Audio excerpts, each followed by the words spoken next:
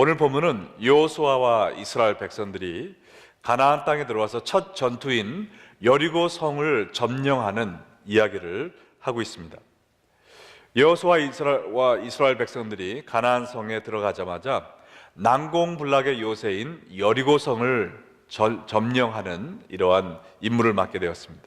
이 여리고 성은 지난주에 말씀드린 것처럼 성벽 높이가 15m입니다. 그리고 벽의 두께가 2m였죠. 그리고 이 벽이 35도 각도로 나와 있기 때문에 그 벽을 기어오르는 것이 불가능했습니다. 설사 그 벽을 뛰어넘는다 해도 5m 안에 또 다른 네 벽이 있었는데 그 벽도 15m 높이에 두께가 4m였습니다. 그렇기 때문에 어떠한 국가도 한 번도 함락시키지 못한 이 여리고성을 점령을 해야만 했습니다. 왜냐하면 이 성을 점령하면 가나안의 중심지에 있기 때문에 북쪽으로 또 남쪽으로 온 가나안을 쉽게 이길 수 있었고요.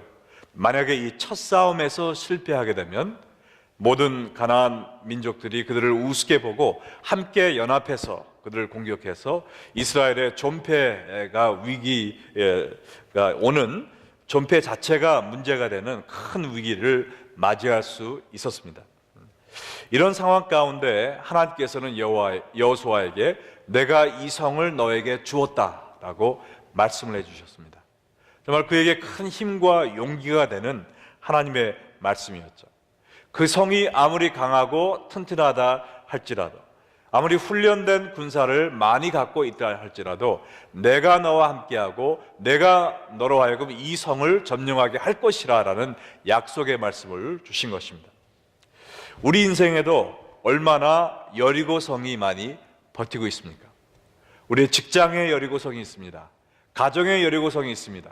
우리 개인의 여러 가지 죄악과 싸우면서 우리가 함락시킬 수 없을 것 같은 그러한 여리고성이 우리 앞에 버티고 있을 때가 많이 있습니다. 그때 우리가 어떻게 하겠습니까?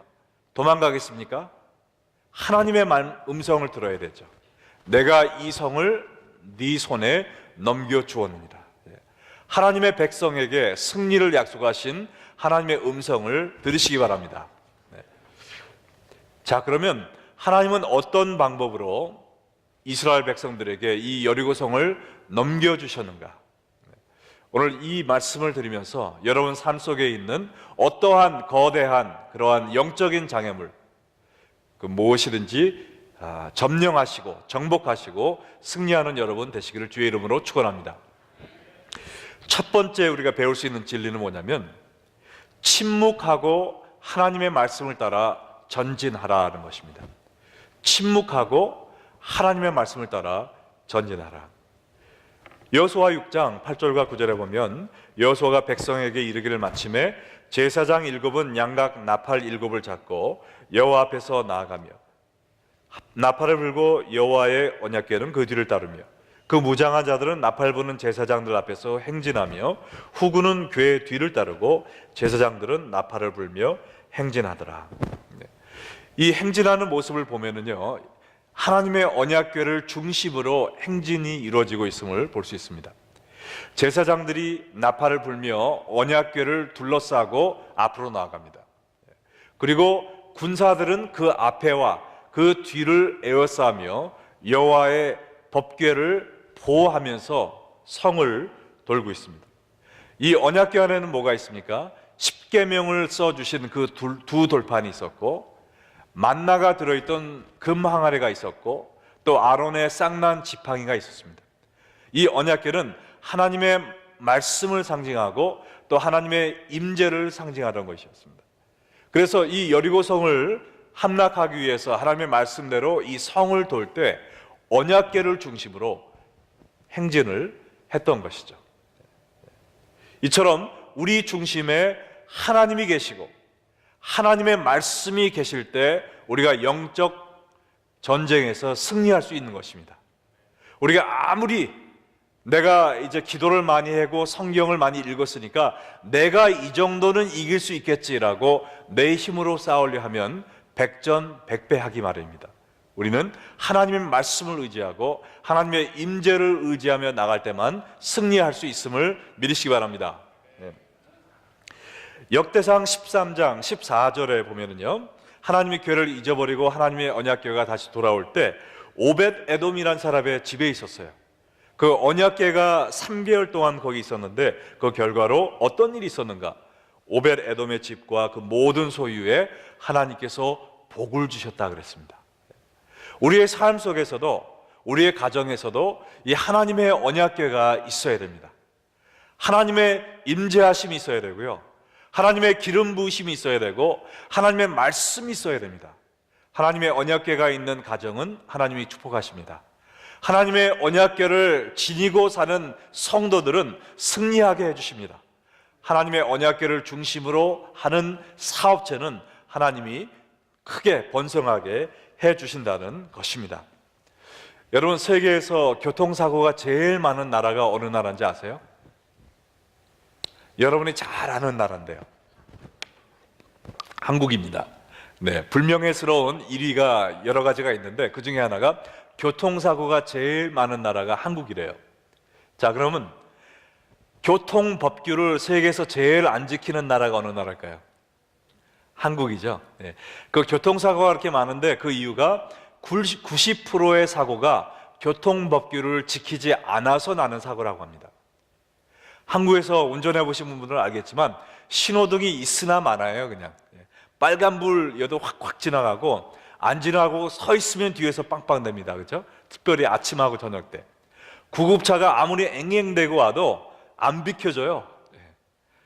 이 교통법규를 지키지 않으니까 어떻게 됩니까? 세계에서 가장 많은 사고가 나는 나라가 된 것이죠. 운전하는 사람이 교통법규를 지켜야 안전하듯이 하나님의 백성들은 무엇을 지켜야 됩니까?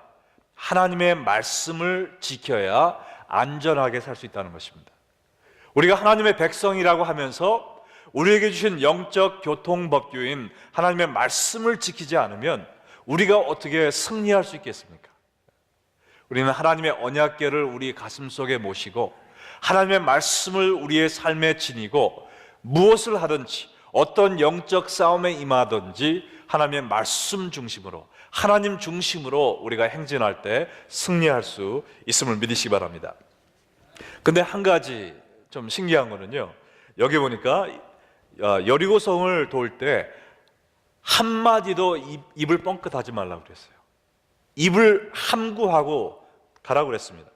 여호수아 6장 10절에 보니까 여호수아가 백성에게 명령하여 이르되 너희는 외치지 말며 너희 음성을 들리게 하지 말며 너희 입에서 아무 말도 내지 말라.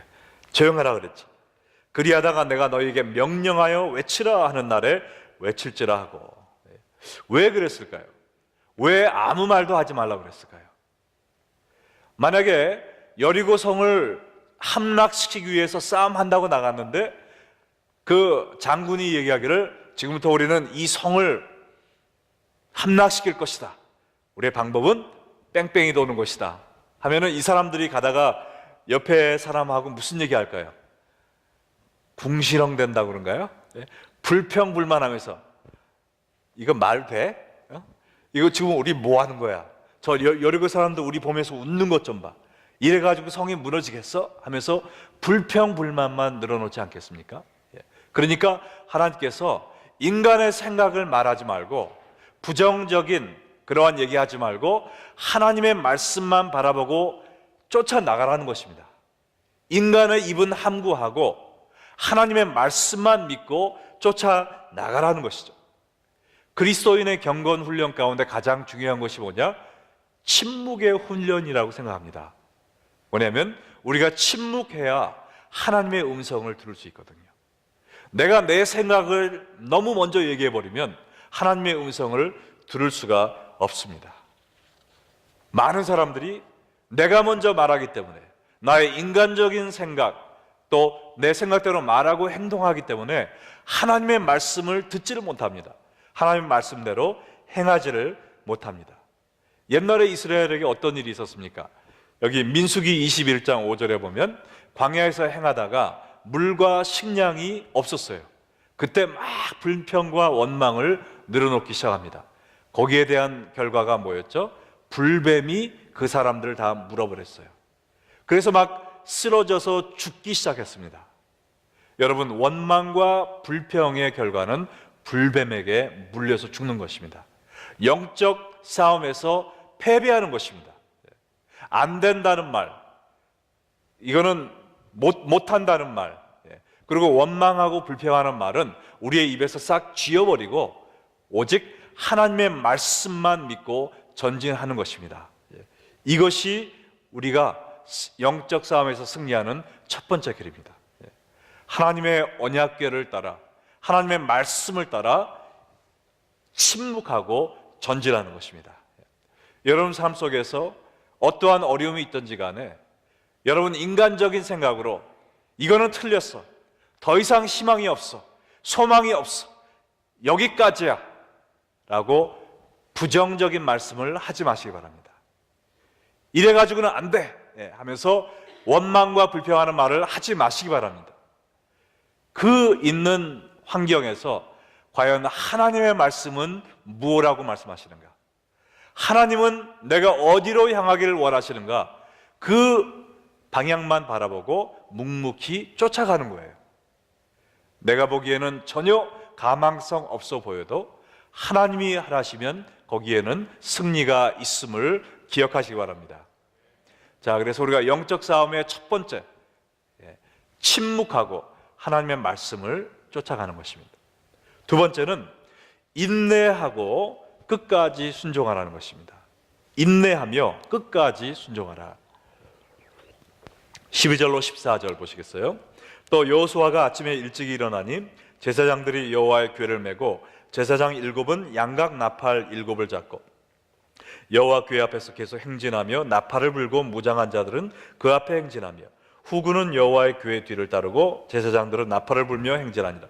그 둘째 날도 그 성을 한번 돌고 진영으로 돌아오니라. 엿새 동안을 이같이 행하니라. 이스라엘 백성들은 여리고 성을 이렇게 도는 일을 첫째 날도 했고요, 둘째 날도 똑같이 했고, 셋째 날, 말은 못했지만 그들의 마음속에 얼마나 답답했겠어요. 아무리 돌아도 전혀 성벽에 금도 가지 않습니다. 그래도 계속 도는 거예요. 넷째 날, 다섯, 여섯, 마지막 7째 날은 몇 번을 돌았습니까? 7바퀴를 돌았어요.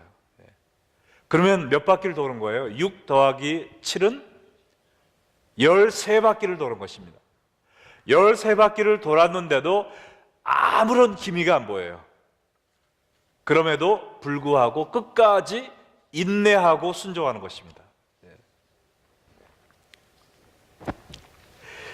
이 인내하는 것이 얼마나 중요한지 모릅니다. 우리가 열왕기하 5장에 보면 아람 왕국의 그 군대장이었던 나아만 이야기가 나오죠. 나아만이 어떤 병을 갖고 있었죠? 문둥병이 있었죠. 근데 이 이스라엘에 용한 선지자가 있다고 그래서 엘리사를 찾아왔습니다. 근데 엘리사가 문전박대를 했어요. 나와보지도 않고 종 게하시를 통해서 저기 가면 요단강이 있는데 거기서 7번 목욕제게 해라. 그러면 병 나을 것이다. 뿌리 이렇게 놨어요. 아니, 내가 있는 나라는 요단강보다 아름다운 더 큰 강이 없는 줄 알고 나한테 지금 이렇게 푸대접을 하느냐 하고선 울그락불그락 해가지고 집으로 가려고 그랬어요.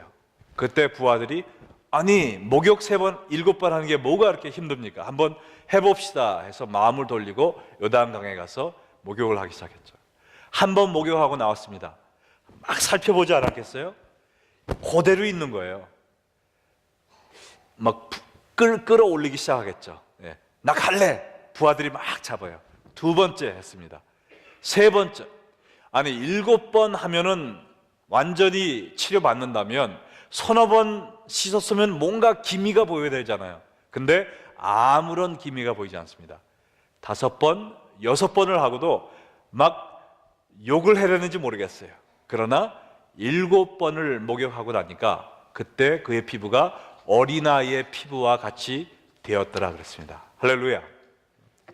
우리 하나님은요, 마지막에 역사하시는 하나님입니다.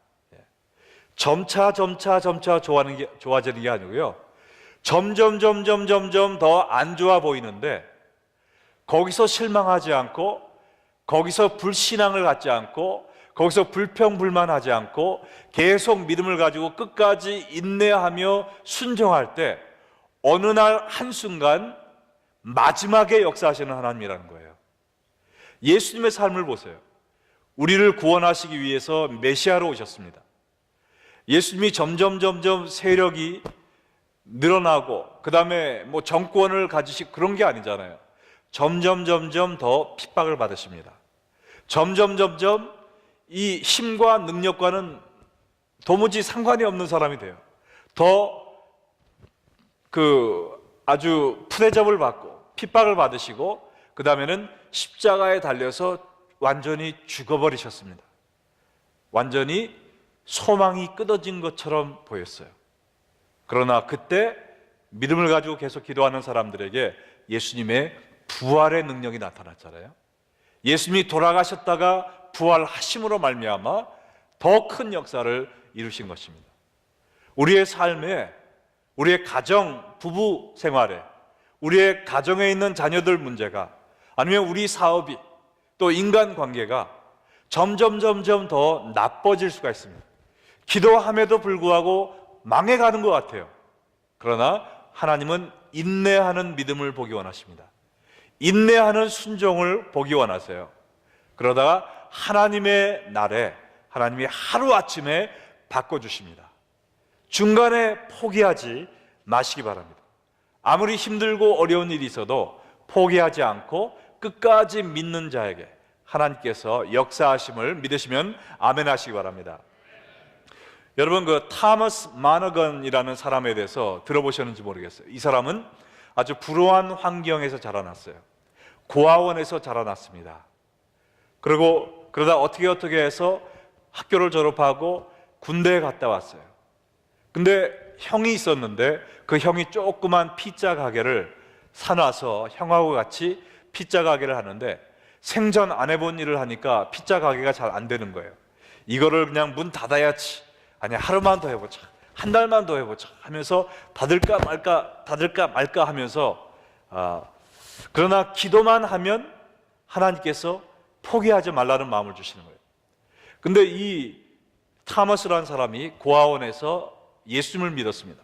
그리고 요한복음 15장 5절, 네가 내 안에 내 말이 너 안에 거하면 하나님께서 많은 열매를 맺게 해주신다. 나는 포도나무요 너는 가지이니 내 안에 있으면 많은 열매를 맺는다는 이 말씀을 듣고, 주여 제 삶을 통해서 많은 열매 맺게 해주시옵소서 평생을 기도했는데 처음 시작한 사업이 안 되는 거예요. 포기하고 싶지만 기도할 때마다 하나님이 포기하지 말라, 인내하라는 말씀을 주셨습니다. 근데 형하고 이렇게 기도하면서 의논을 하다가 피자 가게 맛은 거기인데 우리가 승부수를 배달을 빨리 하는 데 한번 두자 해서 막 거기에 열심히 연구를 해서 가장 빨리 배달하는 그러한 피자 가게가 되었어요. 그랬더니 입에서 입으로 소문이 퍼져가지고 막 전화통이 불나기 시작합니다. 그래서 여기도 열고 저기도 열고 해서 지금은 그 피자 가게가 미국의 브랜치가 몇 개냐? 10,000개가 있습니다. 10,000개. 어느 피자 가게인 줄 아시겠어요? 다미노스 피자라는 거죠. 이분은 1998년에 그 피자 가게를 팔고 이제 나이가 지긋해지셔서 그때 무슨 일을 하며 평생을 사셨냐면은 그 낙태를 반대하면서 그 어린 태아를 살리는 그 일에 평생을 헌신하며 사셨다고 그래요. 정말 사업을 처음 시작해서 문을 닫아야 될 수밖에 없는 그러한 위기에 여러 번 봉착했지만 끝까지 하나님의 말씀에 의지해서 인내함으로 그 사업을 했을 때 하나님께서 큰 사업을 이뤄주시고 그걸 통해서 많은 생명을 살리는 일을 했다는 것이죠. 여러분도 여러분의 삶에 있는 이 여리고성, 내가 도저히 넘을 수 없는, 도저히 내가 이길 수 없는, 승산이 없는 싸움을 하고 계시면서 내가 이 죄를 이기기 위해서 이제껏 했는데 안 돼, 이거는 이길 수 없나 봐. 무엇이든지 포기하기 원하는 그런 유혹이 있을 때 여러분 포기하지 마시기 바랍니다. 인내함으로 끝까지 순종하는 믿음을 보이세요. 그때 하나님이 여러분을 통해서 승리의 역사를 주실 것을 믿으시기 바랍니다. 마지막 세 번째는요, 믿음으로 승리를 선포하라는 것입니다. 믿음으로 승리를 선포하라. 15절로 21절 읽으면, 일곱째 날 새벽에 그들이 일찍 일어나서 전과 같은 방식으로 그 성을 7번 도니 그 성을 7번 돌기는 그날뿐이었더라. 7번째 제사장들이 나팔을 불 때 여호수아가 백성에게 이르되 외치라, 여호와께서 너희에게 이 성을 주셨느니라. 이에 백성은 외치고 제사장들은 나팔을 불매 백성이 나팔 소리를 들을 때 크게 소리질러 외치니 성벽이 무너져 내린지라. 백성이 각기 앞으로 나아가 그 성에 들어가서 그 성을 점령하고 그 성 안에 있는 모든 것을 온전히 바치되 남녀노소와 소와 양과 나귀를 칼날로 멸하니라. 이스라엘 백성들은 7째 날에 아침 일찍 일어났습니다. 그날은 다른 날과 다르게 7번을 돌았다 그랬어요. 7번을 돌고 나서 여호수아가 백성에게 크게 외치라 했습니다. 그때 백성들이 믿음의 함성을 질렀습니다. 와 했는지 무너져라 했는지 모르겠지만 믿음의 함성을 외쳤어요. 그랬더니 성이 무너졌다고 그랬습니다. 성이 무너진 걸 보고 야 무너졌다 외친 게 아니었어요. 무너지기 전에 무너져라 라고 외쳤다는 것입니다. 여러분, 병 낫기 전에 병 낫게 해주심을 감사합니다라는, 병 낫게 해주심을 감사합니다라는 믿음의 선언이 있을 때 하나님이 고쳐주십니다. 할렐루야. 여러분, 사업에 어려움이 있을 때 사업을 하나님께서 일으켜주심을 믿습니다, 감사합니다 외칠 때 하나님이 일으켜주심을 믿으시기 바랍니다. 여러분의 가정에 문제가 있을 때 우리의 가정을 하나로 만들어주심을 감사합니다라고 믿음의 선언을 할 때 하나님의 역사가 일어난단 말이죠. 하나님이 이걸 다 해주시면 내가 믿지, 그건 믿음이 아니잖아요. 보고 믿겠다라는 것은 믿음이 아닙니다.